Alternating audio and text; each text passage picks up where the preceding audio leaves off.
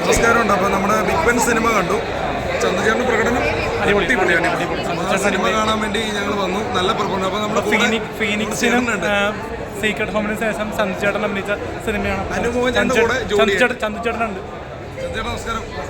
പടത്തെ പറ്റി ഒരു ചെറിയൊരു വാക്ക് പടം ഞാനൊരു ചെറിയൊരു എക്സ്റ്റൻഡ് ക്യാമ്പയിൻ ചെയ്തിരിക്കുന്നത്. നല്ല വേഷമാണ്. എന്റെ സുഹൃത്തുക്കളെല്ലാം ലീഡ് ചെയ്തിരിക്കുന്നത് അനു അത് ഭയങ്കര സന്തോഷം. ടൈം എന്ന് പറയാം.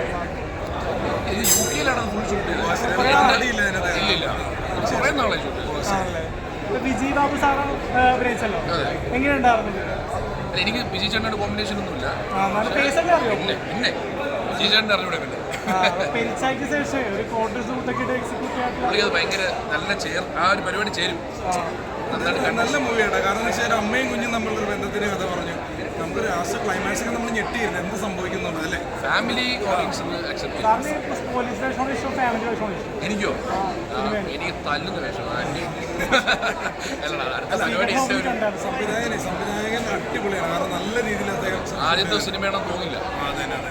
അവരെല്ലാവരും വർക്ക് ചെയ്ത് ജാഫ്രൊക്കെ ആണെങ്കിലും വിനയ് ഫോർട്ട് എല്ലാവരും സൂപ്പറായിട്ട് ചെയ്തു.